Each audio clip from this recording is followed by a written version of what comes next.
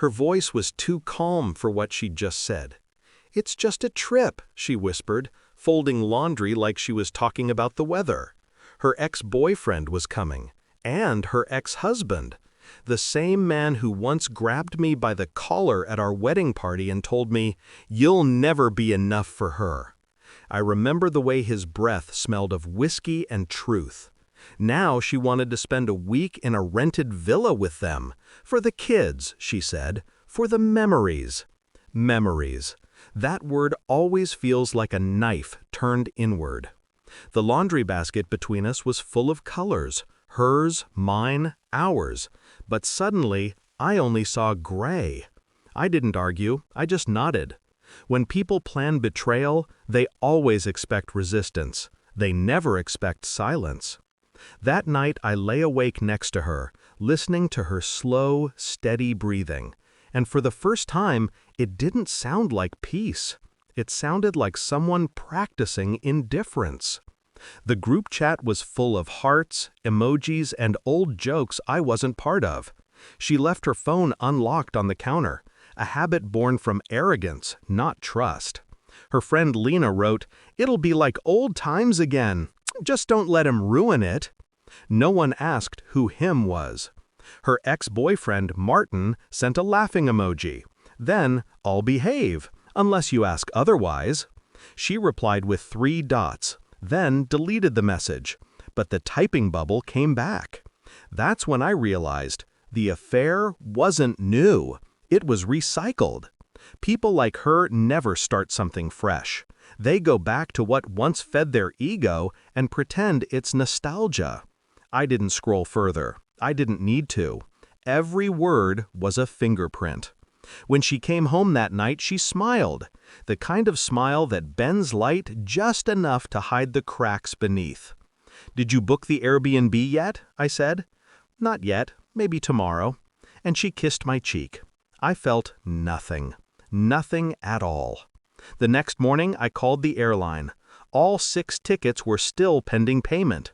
I hadn't confirmed them yet, so I didn't. Instead, I booked one more ticket. A one-way flight. Different destination, different continent. Then I called my lawyer. He'd been expecting the call. I'd mentioned a possibility months ago when she first started working late. "Is it time?" he asked. Yes. I gave him the date, the assets, the trust details, and one condition. She gets nothing until she confesses. He didn't ask what that meant. He knew I didn't do confrontation. I did silence. That night she came home humming a song from years ago. Her happiness didn't feel shared anymore. It felt like a secret she was taunting me with. "Martin just confirmed he's coming," she said, setting down wine glasses. Her ex-husband texted her seconds later. I saw his name flash across her screen. "Can't wait to see you again. It's been too long." She laughed softly at something only she understood. I looked at her, at the woman who once said, "You're my calm." Now she was the storm, pretending to be sky. I excused myself, went to my office, opened my email, and canceled the entire family trip. Every booking, every reservation, gone. In its place, my signature, my silence, my decision. The printer hummed as it spat out legal documents, cold, white pages filled with the language of endings. The next morning she called me from the living room. "Did you cancel the tickets?" I walked out slowly, holding a cup of coffee. The steam rose between us like a ghost of what used to be warmth. Yes. Her eyes widened. "What the hell do you mean, yes?" I took a sip. Every single one. Her phone rang. Her friend Lena. Then Martin. Then her ex-husband. I watched the panic spread across her face like spilled ink. "What did you do?" she demanded, voice cracking now. I set my cup down. I called my lawyer. Her mouth opened, then closed again. No words, just shock. "Why?" she whispered. I smiled, not cruelly, just finished.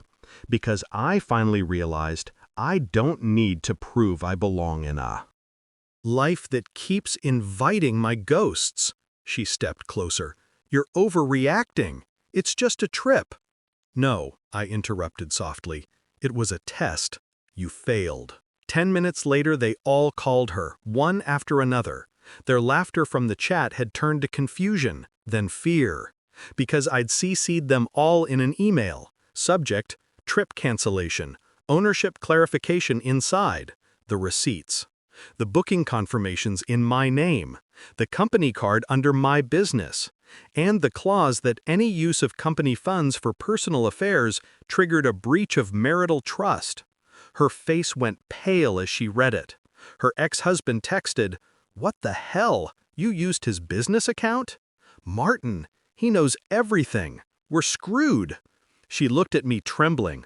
"What did you do?" I stood there, calm, steady. I did what you thought I'd never do. I stopped pretending I didn't see. Then I handed her the envelope.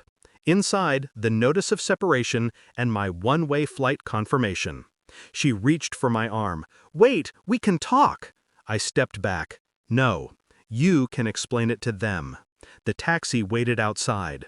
The house looked smaller than it ever had before. Behind me, I could hear her crying, not from guilt, but from disbelief that I'd finally stopped playing her game. I didn't turn around.